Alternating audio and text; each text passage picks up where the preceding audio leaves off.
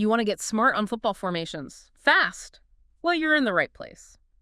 Today, we're diving deep into the 3-4-3, a system that's been making some waves lately. Oh, definitely. Especially in English football, you see teams like Chelsea, Spurs, Wolves using it. Exactly. And it kind of begs the question, could a team like Real Madrid, with their specific players, their history, could they actually pull it off? It's a fascinating question. And we've got a really interesting mix of stuff to look at today. Yeah, we do. First, we're going to jump into quite a lively debate that kicked off among Real Madrid fans online. Right, the fan perspective. Always good to start there. Then for a more, let's say, data-driven view, we'll get into the findings from a study. It was presented at the Barca Sports Analytics Summit, actually. The Barca Summit stuff is usually pretty cutting edge, using data to see how formations really work on the pitch dynamically. Exactly. So our mission today really is to figure out if this 3-4-3, is it actually a realistic, maybe even beneficial option for Real Madrid? You know, considering who they have right now and how they usually play. Yeah, sounds like a plan. Where do we start? The basics of the 3-4-3. Yeah, let's quickly paint that picture. So the 3-4-3, fundamentally, you've got 3 central defenders. That's your base. Your back 3, yeah. Then, just in front of them, usually a double pivot. So 2 central midfielders working together. Shielding the defense, starting moves, that kind of thing. Right. Then out wide, 2 wide midfielders, often playing more like wingbacks, providing that width. High up in attack, dropping back in defense. Crucial role. And then up top, a front 3. Simple enough on paper. So with that shape in mind, what were the fans saying? What got them talking? Well, what's interesting is how it all started. There was this Reddit user, Yardriv, who kind of got the ball rolling. Okay. And it was really sparked by looking at specific players, namely Fede Valverde and Eduardo Camavinga. Oh, okay. 2 players with incredible engines. Exactly. Yard was looking at Camavinga's speed, strength, stamina, how he carries the ball, and thought maybe he could work in a wide role, you know, with freedom to cover ground. Sort of like a super athletic wide midfielder or wingback. I could see the thinking. Same idea for Valverde. Use that energy out wide. And this led to this post lineup, which, because it only has 2 central midfielders, really highlighted the need for a proper holding midfielder, someone like Tchouaméni. Makes perfect sense. With only 2 in the middle, you absolutely need that anchor. Someone defensively solid. No question. And that naturally led to the debate, who partners Tchouaméni? The usual suspects, I imagine. Kroos, Modric. Yep, Kroos, Modric, Ceballos, they all came up. But the interesting angle on Ceballos was his passing. How so? The idea was that his progressive lateral passes, moving the ball sideways but forward, could be really good for finding those wide players like Camavinga or Valverde making runs. Connecting defense to those wide areas quickly. Yeah. And maybe finding the forwards, too. Yeah, exactly. Hitting the wingbacks and the front 3. It's a specific kind of pass. Interesting thought. What about the front 3? Or the wings? Well, the right wing spot caused some discussion, too. Asensio was suggested because he likes to drift inside, right? Almost like a number 10 sometimes. Yeah, he does that. Connects midfield and attack. Could work. But the alternative mention was Rodrigo.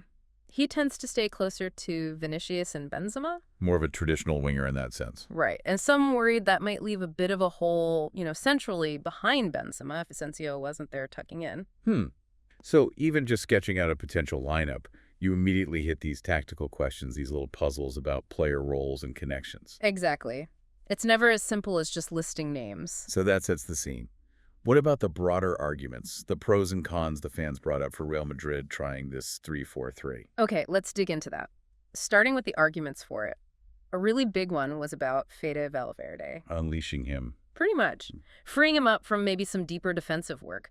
Let him use that ball-carrying ability, drive forward more. Like a wingback, but with a real license to attack. Yeah, and comparisons were drawn to, say, Reece James or Ben Chilwell under Tuchel at Chelsea in their 3-4-3.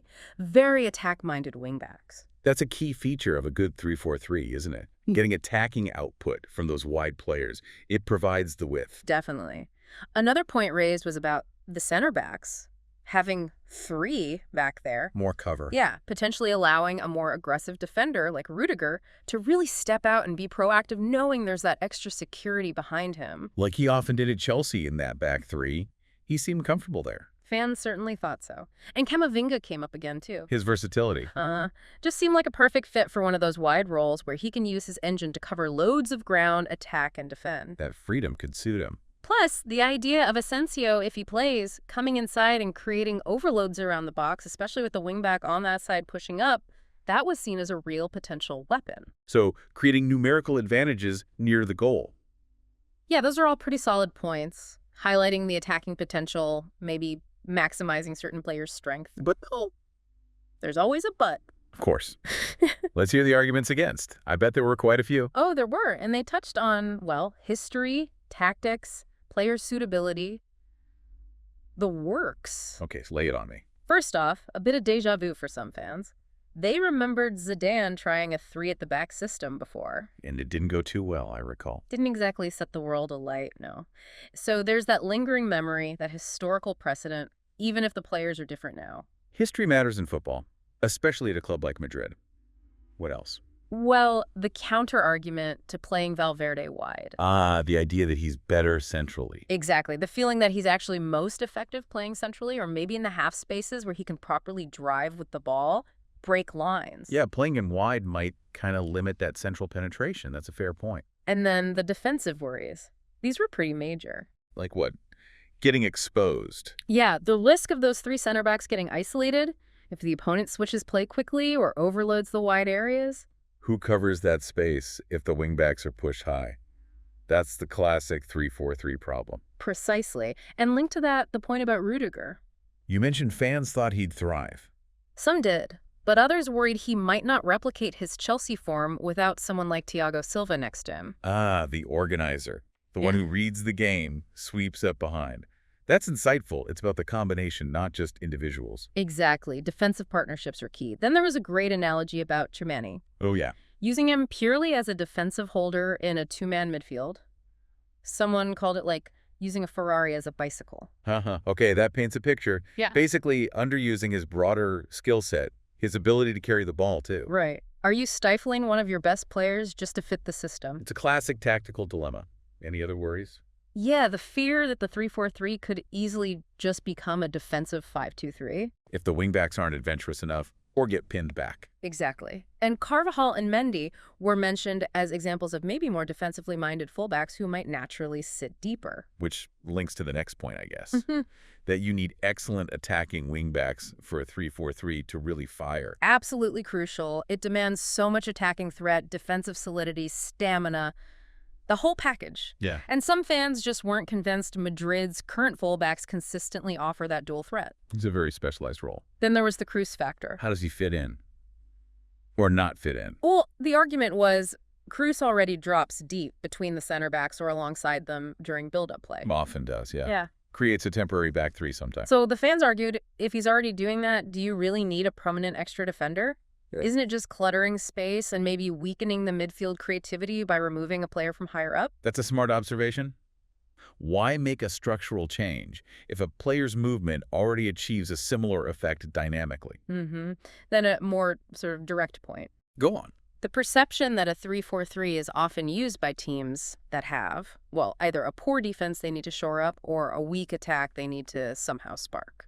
And the feeling is that doesn't really apply to Real Madrid. Right. They shouldn't need it, basically. It's seen by some as a formation you turn to out of necessity to cover weaknesses. And looking at successful recent examples like Conte's Chelsea or Inter? Yeah, fans pointed out that maybe those teams had underlying issues that the 3-4-3 helped mask or solve. It wasn't necessarily adopted from a position of pure tactical strength, perhaps. Interesting take. What about the flanks again? Even with athletic players out wide. Still a worry. Despite the pace and stamina of Valverde or Camavinga, could they really cover those huge wide spaces effectively for 90 minutes, attacking, tracking back? It's a massive ask. The potential for burnout or just getting caught out is definitely there. And are you potentially wasting their main talents? Is Valverde better driving from midfield? Is Camavinga better disrupting play centrally? Sacrificing their primary strengths to plug a positional gap in a system that might not be optimal? Yeah, that's a major concern. Also, the lack of a natural sort of specialist right back suited to that attacking wing back role in a 3-4-3 was mentioned. You need the right profile. And maybe it just doesn't align with Real Madrid's DNA, their tradition. That came up too. Historically, they've often favored attacking down the wings with fast, tricky wingers in a back four.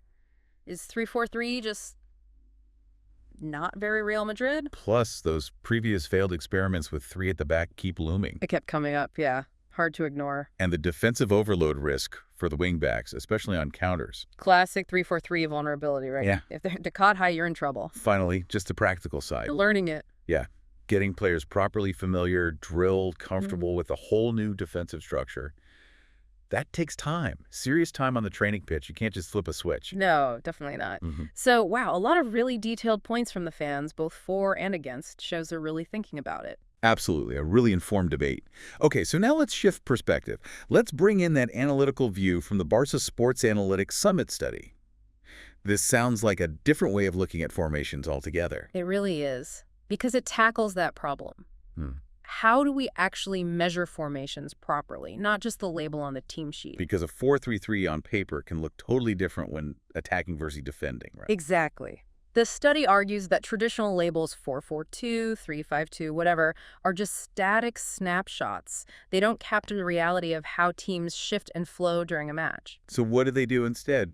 Use tracking data. Precisely. They used actual player tracking data, where every player is on the pitch multiple times a second to get a much richer picture. Okay, sounds complex. Yeah. How did they turn that data into formations? Well, basically, they looked at the relative positions of players within a team over short time windows. Then they used some clever stats. Clustering, maybe? Grouping similar shapes together. Yeah, things like hierarchical clustering, using fancy metrics to measure the distance between different player arrangements. This allowed them to identify recurring patterns or formation templates that teams used. So not just they played 4-3-3, but they played this specific version of a 4-3-3 when attacking and this shape when defending. Much more detailed. Exactly. And they crunched a lot of data. Yeah. Data from 180 matches in a top pro league tracked at 25 times a second. That's a huge amount of information. Wow. Okay. So what did they find? Did the 3-4-3 show up? Oh, yeah. Figure 4 in their study was really interesting. They identified 20 distinct formation clusters. 20 unique shapes? Yep. And there was a clear visual split. Formations with 5 defenders tended to cluster together at one end. From defensive setups? Right. While more attacking shapes, including different variations of the 3-4-3 and 3-5-2, clustered together at the other end. So the data clearly distinguishes between these fundamental structures based on player positioning. It does, and it shows that even within 3 at the back, there are different ways it actually manifests on the pitch. Makes sense. What about transitions? How teams shift between shapes? Figure 5 showed that. For instance, a team defending in a 5-player defensive cluster might typically transition into an attacking cluster, where the wingbacks push really high and the midfielders tuck in. The classic defending to attacking shift in a wingback system. Exactly. Another example showed a team defending in a 4-3-3 shape morphing into different kinds of attacking formations. It highlighted that flexibility we talked about earlier. Teams aren't rigid. They adapt based on possession and game state. This data actually shows how they adapt. Right. And Figure 6 took it further. It showed how you could track these formation changes over the course of an entire match, creating like a tactical timeline. Linking shifts to events, maybe? Goals? Yeah. Substitutions? Yeah, they showed an example where a team switched from a 3-4-3 to a 4-3-3 after halftime, possibly triggered by the scoreline or a tactical rethink. So you can visually track the tactical battle unfolding. Pretty much. And Figure 7 showed how one team's formation change could impact the opponent. How so? The example had a team switching to a 5-man defense, seemingly to stop attacks down the wings. And the data suggested the opponent's passing patterns did change afterwards, maybe showing the defensive switch was effective. Wow, so you can start to see cause and effect tactically. Potentially, yeah. The study found these pairings, specific defensive shapes transitioning into specific attacking shapes, were generally consistent, which kind of validated their whole approach. So it gives us this much more nuanced, data-backed way to understand how teams actually use formations dynamically beyond just the starting lineup graphic. Exactly. It's not just static boxes on the screen. Okay, so that's the high-tech view. Now let's bring in some more focused expert analysis, specifically on the 3-4-3 itself, drawing from those tactical articles. Right. Zooming back in on the formation itself, what did the tactical breakdowns say are its defining features, its real pros and cons? Well, they obviously reiterate that structure. 3 center backs, double pivot, wing backs, front 3. But they go deeper into the why. Okay, let's start with the good stuff. Yeah. Why choose a 3-4-3? What are the claimed strengths? Width is a big one. Those attacking wing backs are key. They stretch the play. pin the opposition fullbacks deep, create space centrally. That overload potential out wide we heard the fans mention. Yeah. There's also that sort of inherent balance. 5 players primarily involved in defense, 5 in attack, although obviously fluid. And it's versatile. Suits different styles. Seems so. Good for possession teams building from the back with the double pivot offering passing options, but also really effective for counterattacking, especially if the wingbacks drop quickly to form a back 5. Solid defensively, then spring forward quickly. Right. And the fluidity up front, it allows for movement, rotations, combinations between the front 3, and sometimes the wingbacks joining in, supporting the central striker. Prevents the striker getting isolated. What about the defenders themselves? It can really suit ball-playing center backs. Gives them maybe a bit more license to step out with the ball, especially if you employ a libero. Ah, the sweeper role. Yeah. Stepping out, covering, starting attacks from deep. A classic role sometimes associated with back 3s. Exactly. So plenty of potential upsides, but what about the downsides? Where is it weak? The wingbacks, again, I assume. The demands on them. Huge demands. It's constantly highlighted. You need exceptional athletes who are skilled both going forward and defending. Speed, stamina, crossing, tackling. It's a rare breed. If you don't have the right players there, the whole system can break down. Pretty much. Also, that potential lack of cover centrally if the opposition breaks quickly through the middle. The double pivot has a lot of ground to cover. And the wide defensive areas. Still the main vulnerability mentioned. A back 3 just covers less width than a back 4. Quick switches of play, attacks down the flanks. That's where teams try to hurt a 3-4-3, especially if the wingbacks are high. Exploiting that space between the wide center back and the wingback. Exactly, but it has been successful. The articles pointed to some really high-profile examples. We mentioned Conte's Chelsea. That's probably the most famous recent one in England. Yeah, winning the Premier League and FA Cup with players like Costa, Hazard, Moses, Alonso, Conte, Matic. It seemed like everyone knew their role perfectly in that system. A well-oiled machine. Who else? Johan Cruyff's Barcelona Dream Team. They famously used a very attacking 3-4-3, fundamental to his total football ideas, creating overloads everywhere. Legendary team. A very different interpretation to Conte's, probably. Oh, definitely. More attacking focus. Gareth Southgate's England have used it too, trying to get the best out of their talented wingbacks and often using narrow attacking midfielders behind the striker. Adapting it to the players available. Right, and going back, Zaccheroni's AC Milan won Serie A with it. Mazzari's Napoli were exciting with fast wingbacks and a potent front 3. And Gasperini's Atalanta. Known for their super aggressive, high-pressing, almost chaotic attacking style. Often based around a back 3. Yeah, often looking like a 3-4-3 or 3-4-1-2. So it shows the formation can be adapted in many different ways for different tactical aims. Aggressive pressing, counterattacking, possession-based. It's flexible. What about playing against it? Any common strategies? Well, the main advice seems to be attack the flanks. Try to exploit that space we mentioned, push their wingbacks deep, make them defend. Use the width against them. Makes sense. Maybe match them up with your own wingbacks, or use overlapping fullbacks in a back 4 to create 2v1s out wide. Trying to create those numerical advantages where they might be stretched. And patience.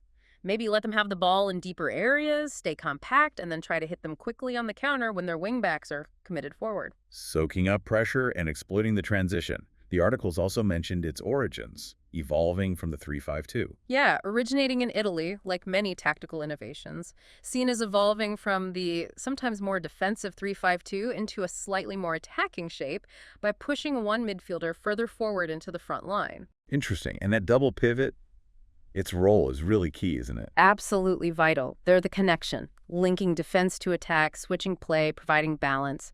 And their presence, with only 2 of them, can sometimes encourage those center backs to be bolder stepping out. Because there's space to drive into, perhaps? Yeah. And the libero concept came up again, too. Yes, that idea of a ball-playing sweeper, providing cover, but also initiating attacks from deep, a specialized role within the back 3. And finally, is there a magic bullet formation to beat it? Apparently not guaranteed, but formations like a 4-2-3-1 with that extra body in central midfield potentially helping to control the game. Or maybe stopping the center backs stepping out so easily. Right, or a 5-3-2, matching the back 3 but having an extra midfielder compared to the 3-4-3's double pivot, offering more defensive cover.